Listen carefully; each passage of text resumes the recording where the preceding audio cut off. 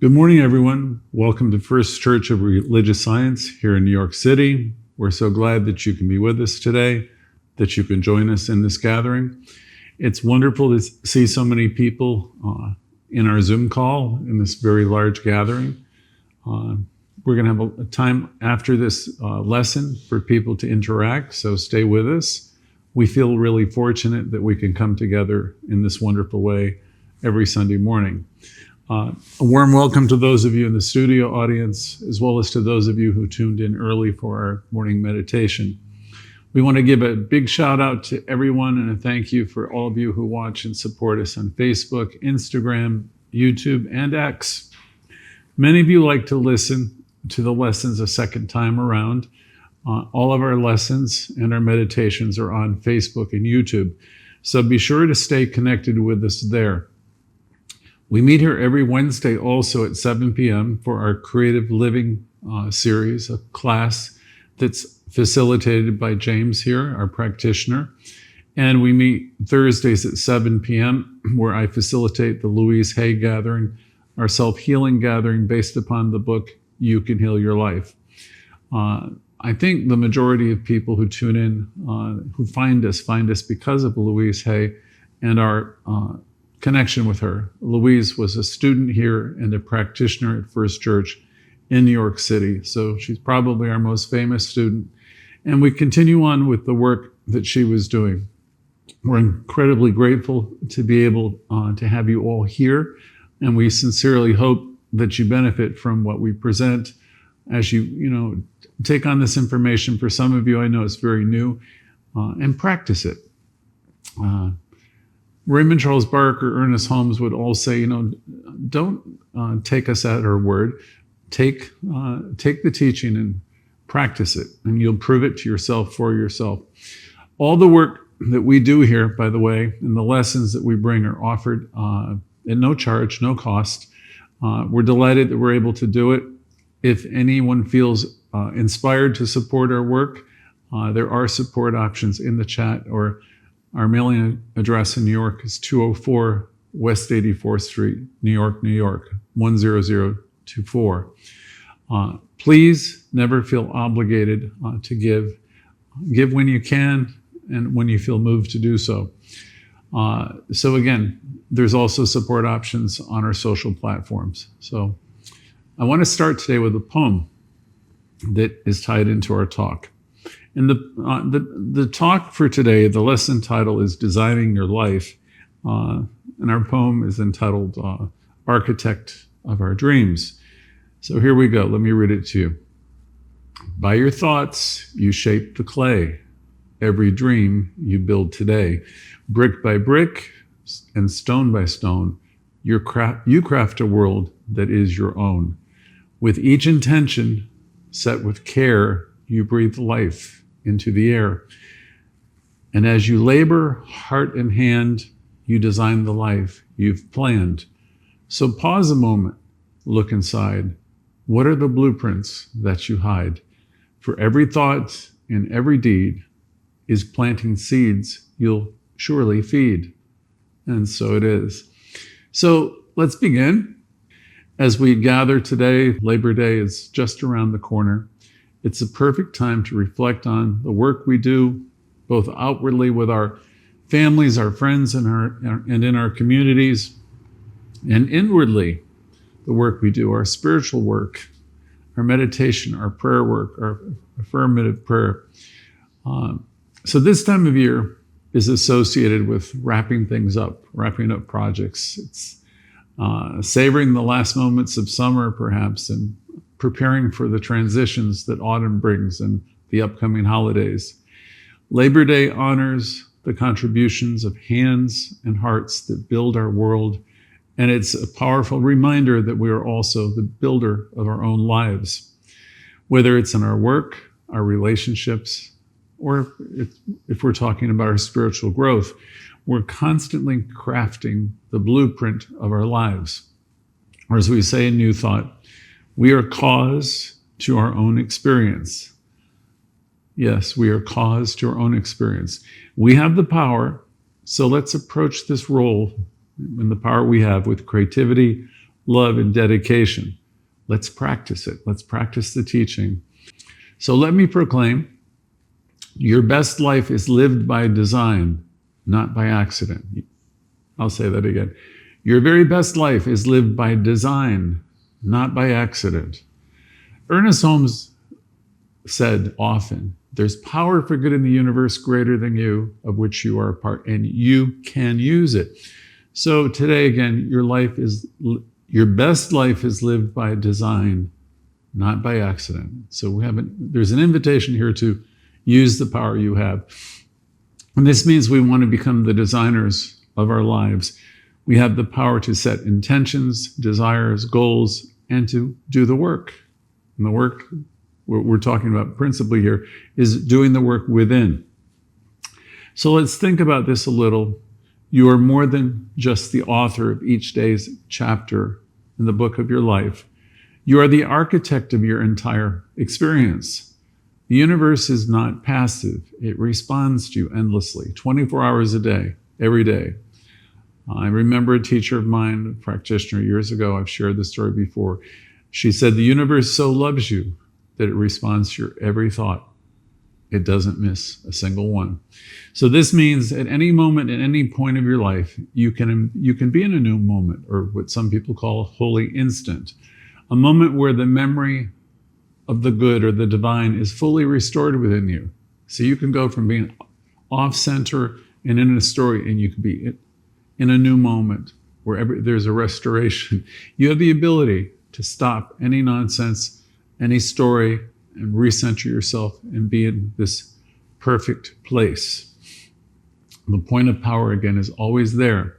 So this is a moment of profound awakening wherever we do this, and where we recognize that we come into this world fully equipped to create, to restore, and to begin anew. Consider this with me. This is for today's title. You are called to be the interior designer of your soul. There is something within you, a divine spark that's always seeking to get your attention, urging you to shape and to refine your inner world. Each day is a blank canvas. Each day presents an opportunity to design the best version of your life. So the question is always, what will I create today? What will you create today? What will we choose to write in our life story? Some of us began the year with clear intentions. Perhaps some of you made resolutions. Yet as the days have unfolded, life may have presented unexpected challenges. But here lies your power. In every holy instant, you have the ability to reset, to cultivate positive expectancy, and to know that the universe is aligning itself in your favor. No matter how things have turned out so far, up to now, you can trust that good things are always on the horizon, and they're waiting to be realized by you. So again, today, this title, you're called to be an interior designer. That's right. There's something within you that's always attempting to woo you and get your attention. I call that spirit. There's something within you for you to be working on the interior to design your best life. Every day presents each and every one of us with a fresh opportunity to create a new chapter in the book of your life. So what will you choose to create, knowing that you can write anything? Some of us began the year with clear intentions again and resolutions. How have things been working out for you so far? Good question. I always ask Thursday night, what has it been like being you? How has this journey unfolded for you so far? Life is always bringing us unexpected surprises, and things might not always turn out exactly as we had planned. However, we can embrace always and cultivate positive expectancy. When things go awry, you can start over in any new moment and cultivate this positive expectancy, knowing that good things are definitely coming your way. As a friend of mine who's a judge, Deborah, often used to say, the final chapter has not been written. And that's true for all of us. The final chapter hasn't been written. No matter what is happening in the world around you, we can live with the expectation that something amazing is ready to unfold in our lives and for us. The beautiful thought is this: we get to design our life. We have the power to create the best life that we desire. The process with this work is to go inside. This is interior work within our lives. You might be wondering, where do I begin? How do I start this journey of designing my life? I'm glad you asked. Because when you turn inside, when you do this, we discover that this is where the true work always happens. It's within our own consciousness that we shape and mold our lives for the highest and best. Louise would suggest we start right where we are. She commented, it's much like cleaning your apartment or organizing your home.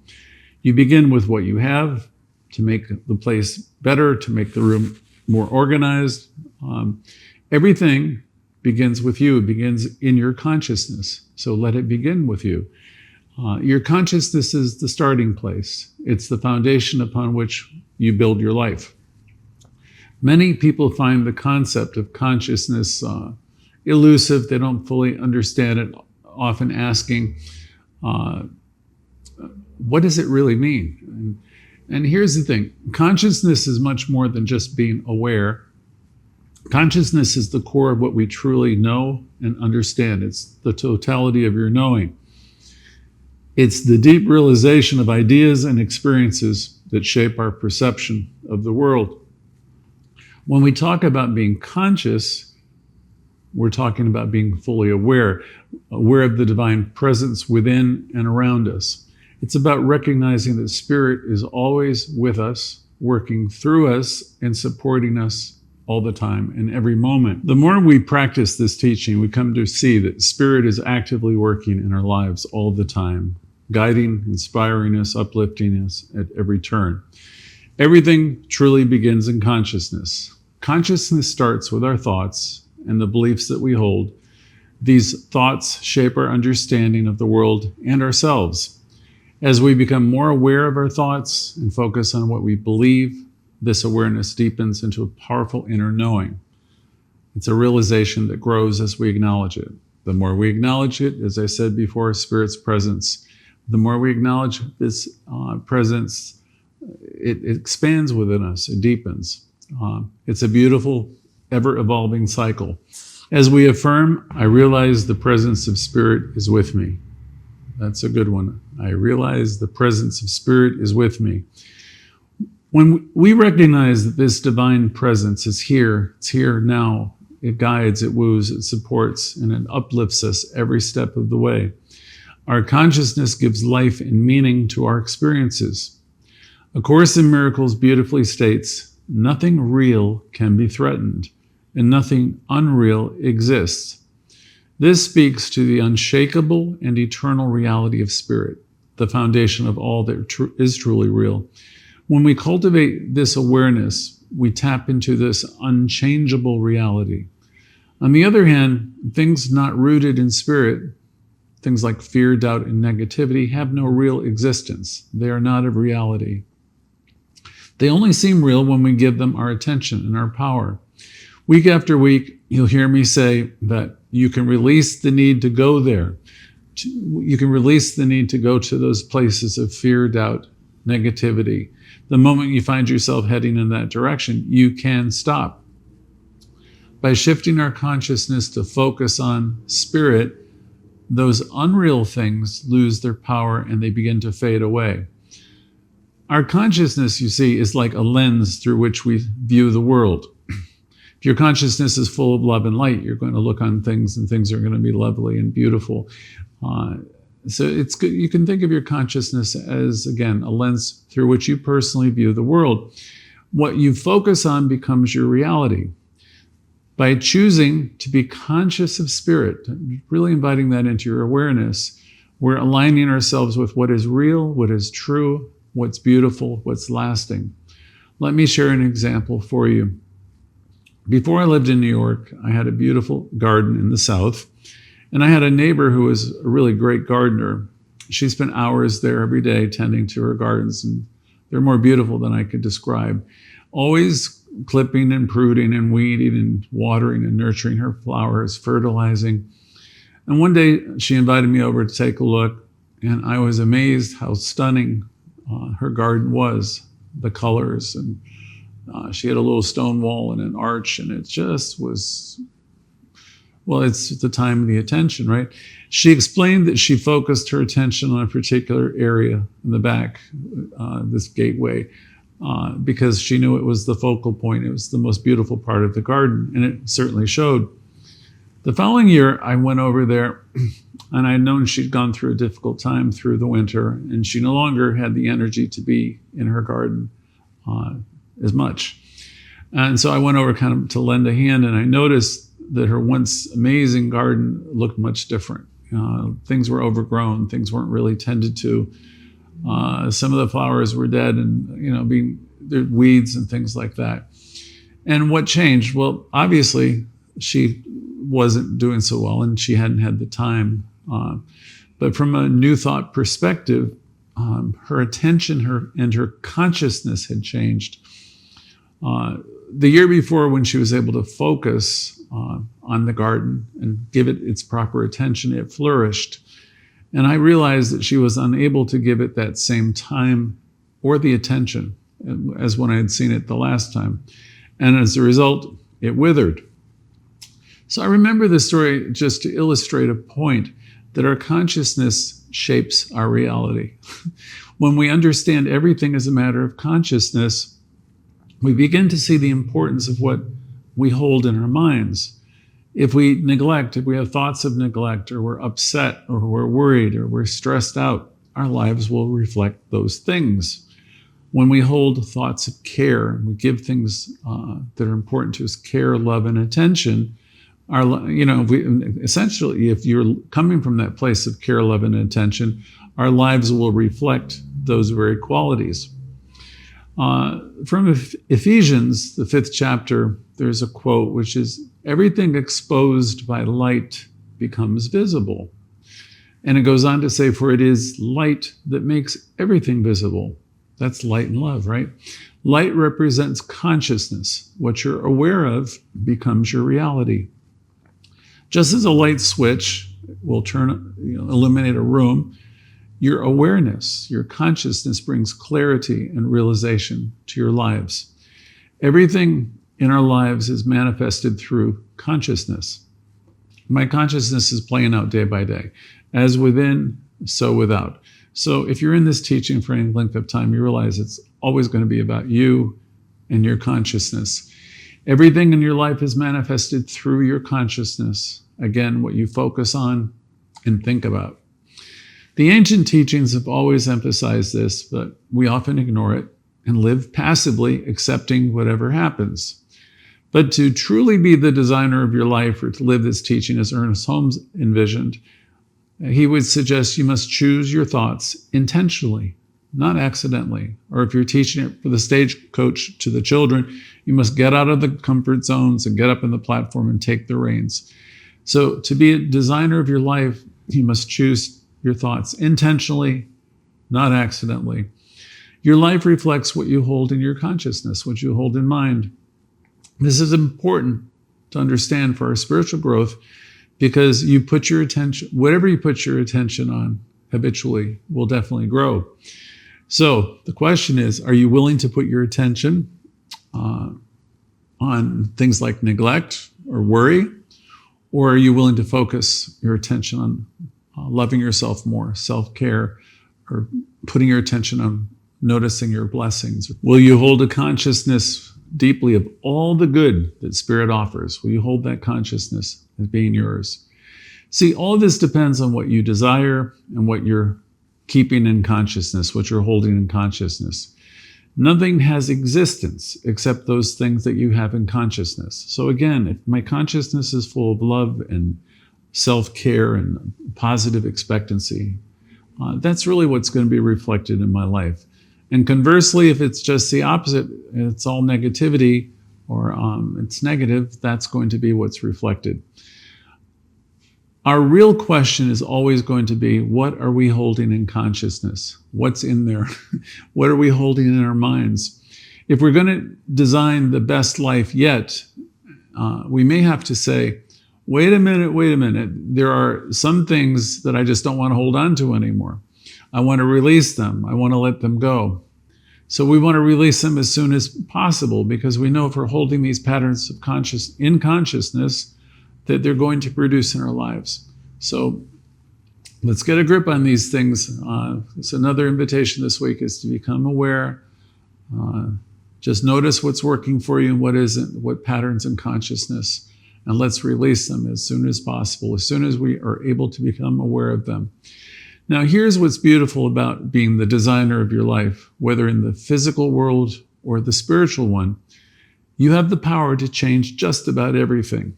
You can rearrange, you can reinvent, you can create something entirely new. And that's really amazing, right?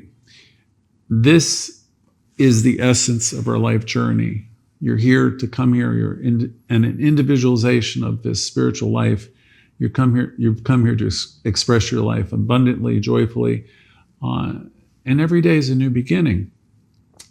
Just as the rain falls when there's a change in the atmosphere, our lives transform when there's a change in our consciousness. When you change your thinking, you will change your world. It's as simple as that. It's as profound as that. So let's start by assuming that the life that you desire is already unfolding. Let's know it's true. And say with me, I'm living my best life right here, right now. I'm living my best life right here, right now. And our best life is filled with health, wholeness, loving relationships, success, and prosperity. Can you see it? Can you see your life being filled with health, wholeness, loving relationships, success, and prosperity? It's there. Let yourself see it. It's there for you to claim. You could say to yourself, I am living it, and that's my consciousness. I choose to see it, to seek it, and find it in every single corner of my life. I'm making a change, releasing thoughts of fear, doubt, stress, and worry. As you say this, and you believe it, and you've released all of it, then the things that you think are impossible or that won't work out, they're gone. You're stepping into your power as creator when you do this. You say, yes, I'm stepping into my power as creator. And this is an important part in our journey. We can analyze, we can define, and mentally grasp all kinds of things. But to truly experience something spiritually, we must become it. We can't just be an observer, but we need to embody it. Do you want healing? Seriously, do you want healing? Then become the one who is healed. Know that you're healed. Know that you're whole. Do you want prosperity? Of course you do. Then become the one who is prosperous. Do you want love? Then become the one who is loving. It begins with you. This is how we know fully, deeply, and firsthand. So as you design your life, really become what you're anticipating, what you're hoping for. You will have new ideas, fresh perspectives, vibrant thoughts about how you want to live. And that's good. Become these ideas. Yes, become them. Live as though they're already true. Start by saying right now, I'm healthy, I'm whole, I'm successful, I'm prosperous. I am these things. I become them now. And when you become this in consciousness and in mind, you experience it spiritually and beautifully. So today I'm suggesting we become what we have designed for the rest of this year. Start each day living with the intention of living your best life yet. Live it right now. Don't wait. Please don't find excuses and reasons for putting off your good.